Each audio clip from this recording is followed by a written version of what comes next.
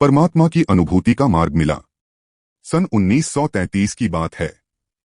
उस समय परिवार एक पुराने स्थान पर रह रहा था, लेकिन वहां पड़ोसियों के साथ लगातार झगड़े होते रहते थे। धीरे धीरे यह स्थिति इतनी असहनीय हो गई कि ठुबरीकर परिवार उस जगह से पूरी तरह परेशान हो गया। आखिरकार उन्होंने निर्णय लिया कि अब किसी दूसरी जगह नया घर खरीदना चाहिए। उसी समय टिमकी के रंभाजी रोड पर रामेश्वर तेलखानी के पीछे झुनके सावकार का एक घर बिक्री के लिए था। ठुबरीकर भाइयों ने वह घर खरीदने का निश्चय किया और मकान मालिक से सौदा भी तय कर लिया। लेकिन उस घर के बारे में पहले से ही एक डरावनी कहानी पूरे इलाके में फैली हुई थी। लोग कहते थे कि वह घर भूत प्रेतों से ग्रस्त है। यहां तक कहा जाता था कि एक मुसलमान व्यक्ति उस घर में जैसे ही अंदर गया, उसी क्षण उसकी मृत्यु हो गई। इसी कारण आसपास के लोगों ने ठुबरीकर परिवार को बार बार समझाने की कोशिश की, यह घर मत खरीदो, यह अच्छा नहीं है, इसमें अशुभ शक्तियां हैं। लेकिन बाबा का परिवार हिंदू संस्कृति के अनुसार गुरुमार्गी था। उनके गुरु थे धापेवाड़ा के श्री यादवराव महाराज। बाबा के पूर्वजों का विश्वास था कि यदि घर में होम हवन और पूजा अर्चना की जाए तो किसी भी प्रकार की नकारात्मक शक्ति समाप्त हो सकती है और घर में सुख शांति आ सकती है। इस दृढ़ विश्वास के साथ उन्होंने वह घर खरीद लिया।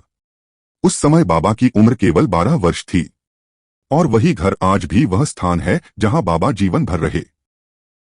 जैसा तय किया गया था, उस घर में रहने से पहले उन्होंने गुरुमंत्र के साथ होम हवन और पूजा अर्चना की ताकि घर में शांति स्थापित हो सके।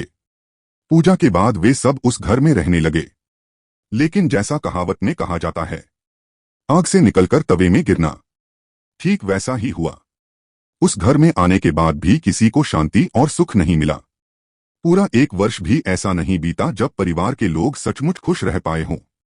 घर के लोगों को लगातार भयानक सपने आने लगे। कई बार ऐसा होता कि जब वे खाना खा रहे होते तब उन्हें किसी के पैरों की आहट सुनाई देती। ऐसा लगता जैसे कोई सीढ़ियों पर लगातार ऊपर नीचे चल रहा हो। रात भर घर के बाहर कुत्तों का भौंकना शुरू हो जाता। इतना ही नहीं, घर में जन्मे छोटे बच्चे भी कभी कभी खेलते समय कुत्तों की तरह भौंकने लगते और फिर कुछ समय बाद उनकी मृत्यु हो जाती। इस प्रकार पूरा परिवार गहरे दुख और परेशानी में डूब गया। बाबा के पिता श्री विठोबाजी ने इस समस्या से छुटकारा पाने के लिए अनेक प्रयास किए।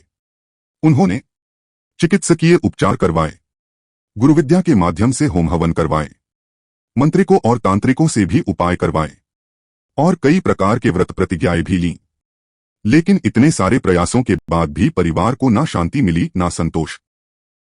इन उपायों में हजारों रुपए खर्च हो चुके थे और इस भूत प्रेत की समस्या के कारण परिवार के कई सदस्य भगवान के घर चले गए। पूरा परिवार दुख और भय से घिर गया था। घर में कहीं भी शांति नहीं थी। बाबा स्वयं हनुमान जी के भक्त थे। उन्हें हनुमान चालीसा पूरी तरह कंठस्थ थी। शास्त्रों में कहा गया है कि जहां हनुमान चालीसा का पाठ होता है वहां भूत प्रेत टिक नहीं सकते। इसी विश्वास के साथ बाबा रोज 3 बार हनुमान चालीसा का पाठ करते थे ताकि घर की नकारात्मक शक्तियां समाप्त हो जाएं। लेकिन इसके बावजूद घर में सुख शांति नहीं आई। छोटे बच्चे लगातार बीमार पड़ने लगे। कई बार बच्चे गिर जाते और उन्हें ऐसा लगता कि वे कुछ अजीब चीजें देख रहे हैं। यह सारी अलौकिक घटनाएं पूरे 12 वर्षों तक चलती रहीं। फिर आया नवंबर 1945 का महीना। उस समय बाबा प्रतिदिन 2 या 3 बार हनुमान चालीसा पढ़ते थे और उसी के साथ वे मन ही मन प्रार्थना करते थे, हे बाबा हनुमान जी, हमें सही मार्ग दिखाइए और इस दुख से हमें मुक्त कीजिए। एक दिन की बात है, बाबा के छोटे भाई मारुतराव घर में अकेले सो रहे थे। घर के मझघर मध्य कक्ष में कोई नहीं था और बाबा बाहर बरामदे में बैठे हुए थे। जब बाबा बरामदे से उठकर मझघर में आए तो उन्होंने देखा कि मारुतराव उठकर बैठ गए हैं। बाबा ने पूछा, तुम क्यों उठकर बैठ गए?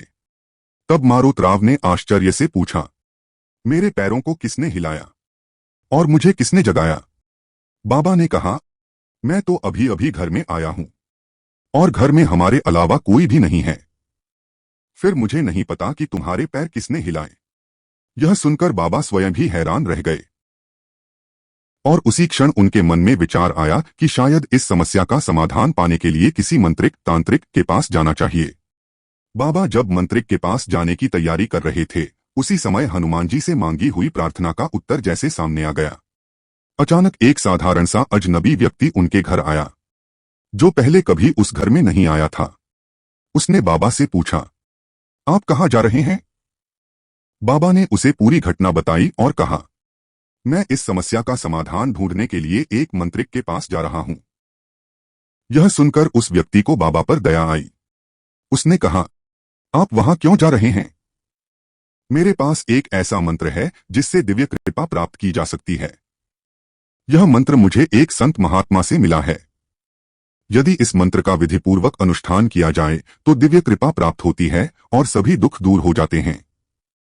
और यदि इस मंत्र के द्वारा अभिमंत्रित तीर्थ पवित्र जल किसी को दिया जाए तो उसका दुख दूर हो जाता है और वह स्वस्थ हो जाता है। मुझे इस मंत्र के ऐसे कई अनुभव हो चुके हैं। बाबा को यह सुनकर आश्चर्य हुआ। उन्होंने उस व्यक्ति से पूछा, आपको यह संत का मंत्र कैसे मिला? आप तो किसी संत जैसे नहीं दिखते। उस व्यक्ति ने उत्तर दिया, मेरे पिता एक संत के साथ रहते थे।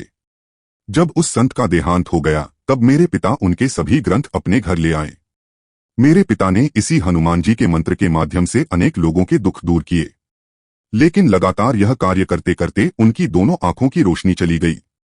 मैंने स्वयं कभी इस मंत्र का अनुष्ठान नहीं किया, क्योंकि कई लोग जिन्होंने इस मंत्र के अनुष्ठान का प्रयास किया, या तो अनुष्ठान करते समय उनकी मृत्यु हो गई या वे पागल हो गए। उसके बाद बाबा ने मंत्रिक के पास जाने का विचार छोड़ दिया। थोड़ी देर प्रतीक्षा करने के बाद बाबा ने उस व्यक्ति से वह मंत्र और उसका पता लिखित रूप में ले लिया। वह व्यक्ति मौदा गांव का रहने वाला था।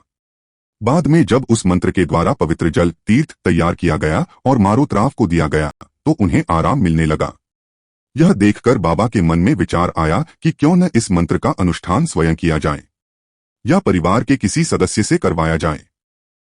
और इसी प्रकार धीरे धीरे बाबा को वह आध्यात्मिक मार्ग मिल गया जिससे उनके परिवार को लंबे समय से घेरे हुए दुखों से मुक्ति मिल सकती थी।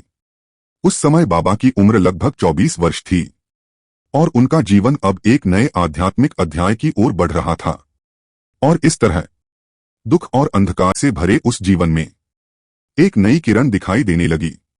लेकिन यह तो बस शुरुआत थी। आगे चलकर बाबा को प्राप्त हुई परमेश्वरी कृपा। अगले अध्याय परमेश्वरी कृपा प्राप्ति में आप जानेंगे वह अद्भुत प्रक्रिया और साधना जिसके माध्यम से बाबा ने परमात्मा एक की अनुभूति प्राप्त की। इसलिए चैनल को सब्सक्राइब करें ताकि ऐसी ही प्रेरणादायक कहानियां आप तक पहुंचती रहें। और कमेंट में लिखें परमात्मा एक, क्योंकि यही महान त्यागी बाबा जुमदेव जी का संदेश था।